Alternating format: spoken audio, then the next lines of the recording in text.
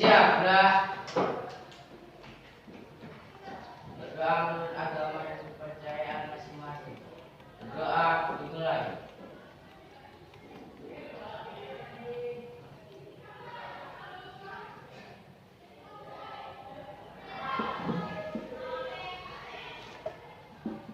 Berdoa selesai.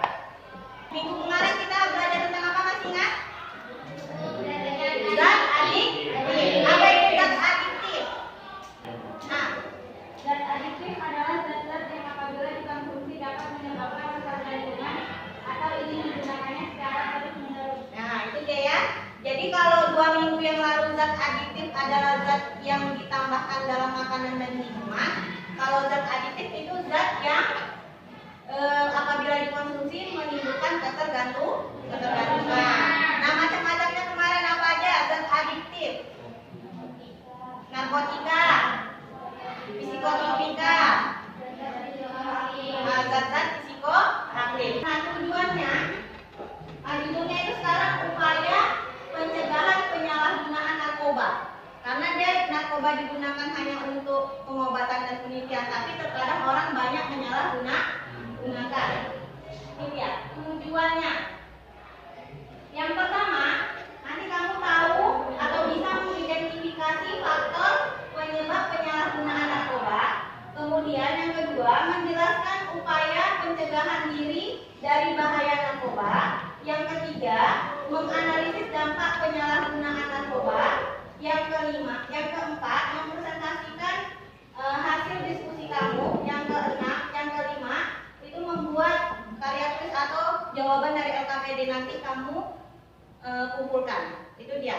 Ini tujuannya. Nah, manfaatnya apa kamu belajar upaya pencegahan penyalahgunaan narkoba? Yang jelas kamu nanti jangan sampai salah dalam pergaulan. Meskipun kamu berteman dengan siapa saja, tidak milih-milih, tetapi kamu harus menjaga diri dari bahaya narkoba. Itu dia.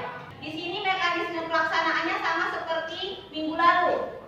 Nah, nanti Ibu sajikan masalah dalam bentuk video ya. Kemudian kamu nanti buat soal kayak kemarin rumusan masalahnya. Kemudian setelah kamu buat rumusan masalah, kamu cari jawabannya. Kamu diskusikan. Nanti kalau ada yang tidak mengerti, Ibu bantu. Setelah itu nanti kamu presentasi, kemudian kumpulkan. Itu dia. Nah, teknik penilaiannya sama seperti minggu lalu juga.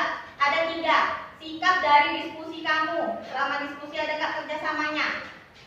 Kemudian disiplin nggak, teliti nggak? Nah, itu dia yang sikap ya. Kemudian kalau yang keterampilan nanti kamu presentasi. Jelas atau tidak kamu menyampaikan informasi yang kamu sajikan. Kemudian sesuai nggak? Dan rumusan masalah itu nanti Ibu periksa benar-benar sesuai nggak dengan tujuan yang kita akan ambil ini. Nih tujuannya. Rumusan masalah itu Ibu nilai nanti. Dan untuk pengetahuan nanti ada nilai post test. Sebelum post test nanti kita akan melakukan pre-test seperti kemarin juga, oke? Sudah siap untuk melakukan pre-test? Sudah? Kalau sudah silakan tutup bukunya.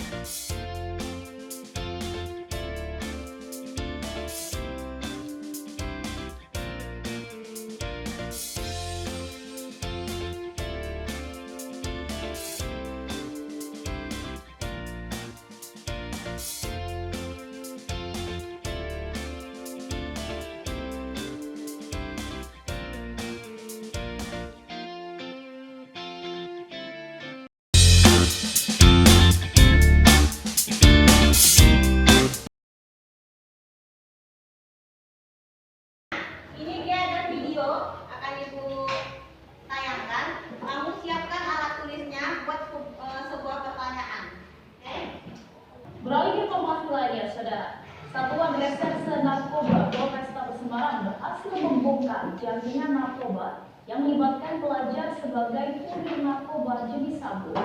Selain Itu tadi tayangan video untuk kamu membuat rumusan masalah. Silakan. Siapa yang sudah ada pertanyaannya? Bismillah dulu. Pasal berapakah yang ditetapkan? Pasal berapakah yang ditetapkan untuk pelaku pengedar narkoba yang masih di bawah umur?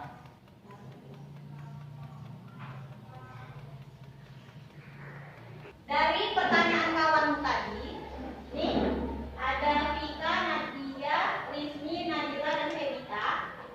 Kira-kira mana yang cocok dengan tujuan pembelajaran kita?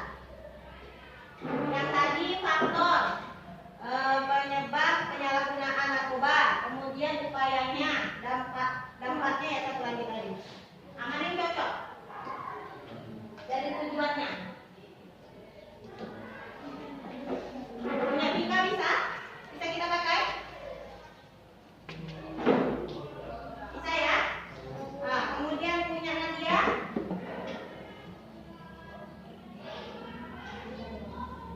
Bisa? Punya Rizmi? Jadi dia kalau punya Rizmi, ini termasuk penganyaan nanti ya. Jadi untuk Rizmi nanti aja. Kemudian Nadila bisa ya? Punya Nadila? Punya Febita. Berarti yang kamu cari nanti jawabannya khusus pertanyaan Vika, Nadia, Nadila, dan Febita. Nih silakan. Di LKPD-mu bisa dilihat masing-masing ya. Nah di situ ada kasus 1 tentang pecandu narkoba. Kemudian ada kasus 2 tentang bahaya narkoba.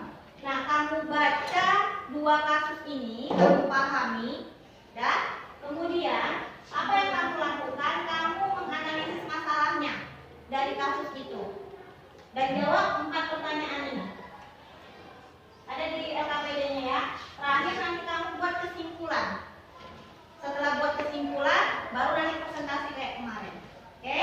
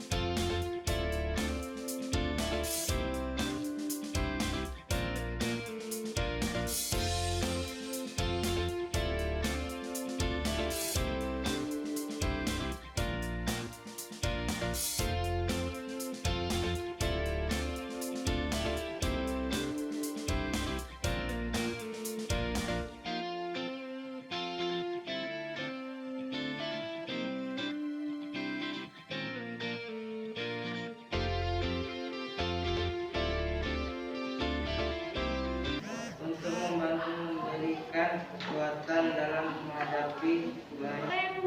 Yang menjadi faktor penyebab peserta didik terjerat kasus narkoba. Faktor penyebab pengedar narkoba apabila terbukti mengedarkan bisa dikenakan Undang-Undang Nomor 32 2009 tentang Kesehatan atau Undang-Undang Nomor 36 diri sendiri, faktor lingkungan, pertemanan, dan faktor lingkungan keluarga.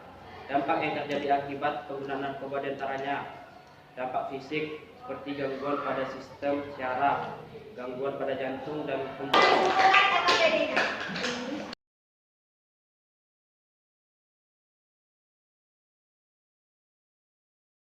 faktornya itu ada dari diri sendiri ataupun internal. Yang kedua ada faktor eksternal.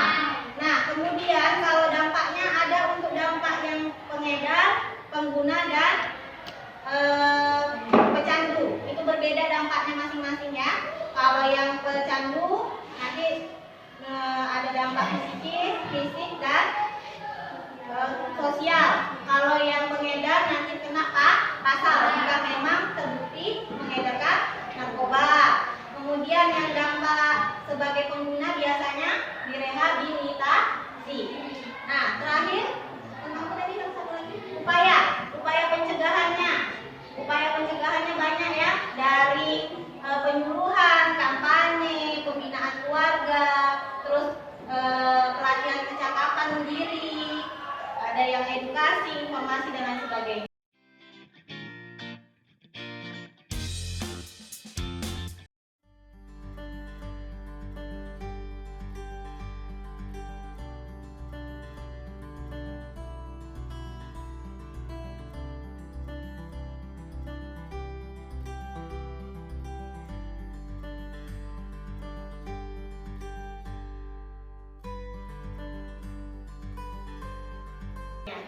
Oke, itu saja pelajaran kita hari ini. Ibu mau kasih sebuah hadiah untuk kelompok yang ada kerjasamanya baik, kemudian serius, teliti, terus diskusi dengan tepat waktu ya.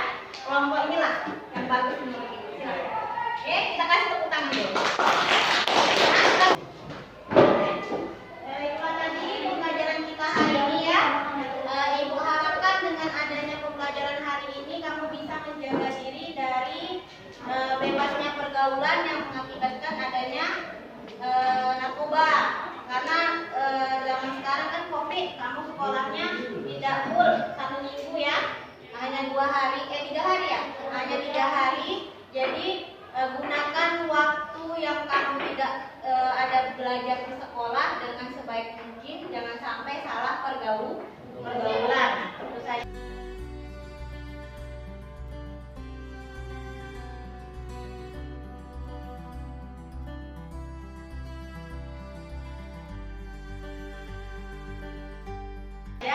Kemudian minggu depan kita akan melakukan ulangan harian dari zat adiktif dan upaya pencegahan penyalahgunaan narkoba. Jadi ibu harapkan bisa dipelajari di rumah supaya nilainya tinggi.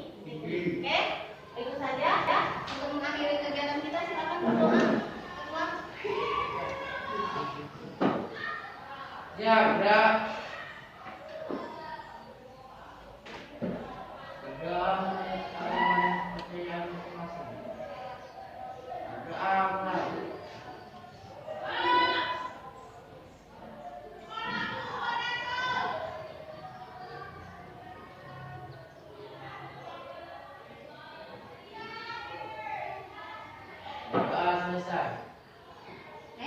Terima kasih.